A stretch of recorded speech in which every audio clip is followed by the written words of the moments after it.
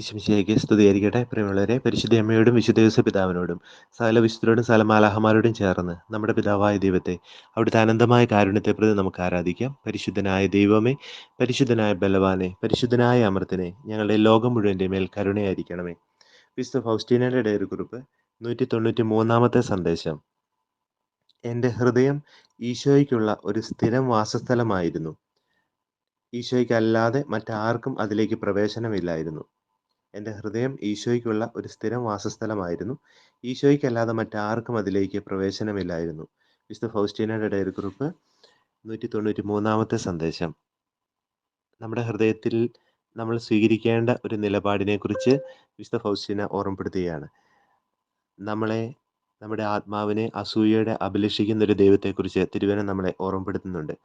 തൻ്റെ ഏകജാതനെ നൽകി തന്നെ തന്നെ പൂർണ്ണമായിട്ട് നമുക്ക് നൽകിയ ആ ദൈവത്തിൻ്റെ സ്നേഹത്തിന് പ്രതിസ്നേഹം അല്ലെങ്കിൽ അതിൻ്റെയുള്ള മറുപടി എന്ന് പറയുന്നത് പൂർണ്ണമായ കൊടുക്കലാണ്.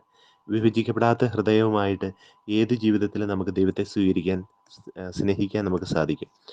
കുടുംബജീവിതത്തിലാണെങ്കിലും ജീവിത പങ്കാളിയോടൊപ്പം വിഭജിക്കപ്പെടാത്ത ഹൃദയവുമായിട്ട് എല്ലാറ്റിനും ഉപരിയായിട്ട്, ആരിലും ഉപരിയായിട്ട് ദൈവത്തെ സ്നേഹിക്കുന്ന സാഹചര്യത്തിലേക്ക് നമ്മൾ ഉയരേണ്ടതാണ്.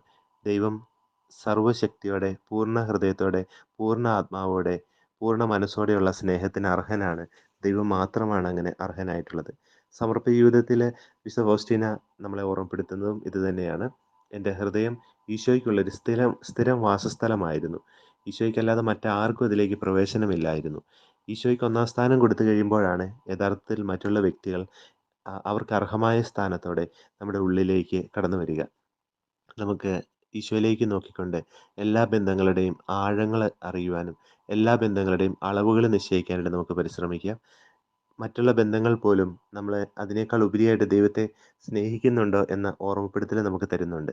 നമുക്ക് ഈശോയിലേക്ക് നോക്കിക്കൊണ്ട് പറയാം, ഈശോയെ, എല്ലാറ്റിനും ഉപരിയായി, ആരിലും ഉപരിയായി ഞങ്ങൾ അങ്ങയെ സ്നേഹിക്കുന്നു, ഞങ്ങൾ അങ്ങയിൽ ശരണപ്പെടുന്നു. നമ്മുടെ കർത്താവായ യേശു മിശിഹായുടെ കൃപയും പിതാവായ ദൈവത്തിൻ്റെ സ്നേഹവും പരിശുദ്ധാത്മാവിൻ്റെ സഹവാസവും നമ്മെല്ലാവരോടും കൂടെ ഉണ്ടായിരിക്കട്ടെ, ഇപ്പോഴും എപ്പോഴും എന്നേക്കും.